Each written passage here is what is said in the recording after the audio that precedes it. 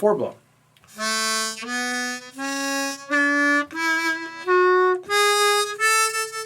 All right, blow, draw, very similar to the middle octave, right? Then we get into a blow, draw, 2-draw whole step bend. Now this is your choice to use a 2-draw or a 3-blow. In regards to the pattern, okay, if you're thinking like the middle range, blow, draw, blow, draw, blow, draw, you can get close to that by going 1 blow, 1 draw, 2 blow, 2-draw whole step bend, 3 blow, 3-draw whole step bend, right? Then we add the 3-draw unbent, 3-draw 4 blow. So that's where the pattern changes. It's up to you on when you use the 3-blow or the 2-draw. You will find it easier or harder depending on what passage that you're playing. I like to use the 2-draw in some cases, the 3-blow in some cases. For me personally, I use the 2-draw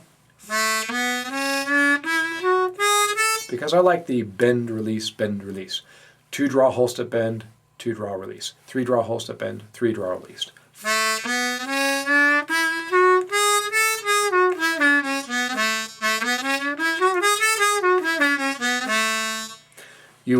It's not a bad idea to record yourself, slow it down, and check your notes on a tuner. See if you're actually playing in pitch. If you were to slow that down, you would notice that those notes are in pitch. And of course, that's just years of practice. If you're close, hey, great, close is just fine. If you're an advanced player, close isn't good enough. But if you're working on your bends and you can get close to it, wonderful. As time goes on, you'll develop it. So let's practice it. 1 blow to 4 blow.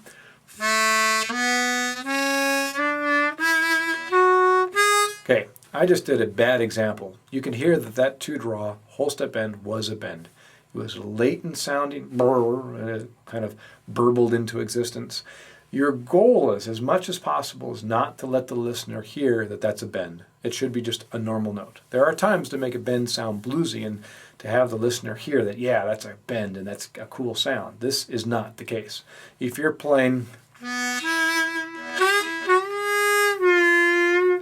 that bend in a beautiful melody, you don't want them to hear that, what is that? That's out of tune, that's wrong.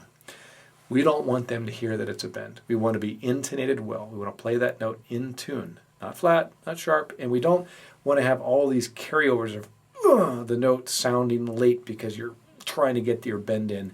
We don't want any airy quality because you're squeezing to get the note.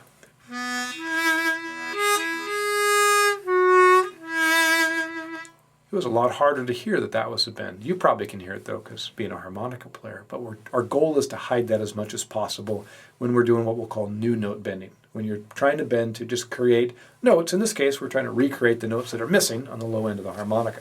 So wonderfully, with bending we can recreate that over the entire range of the instrument.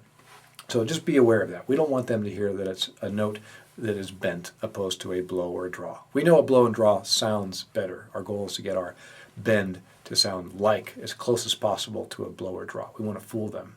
The other thing too is if you have a tendency to have your notes late in your bend,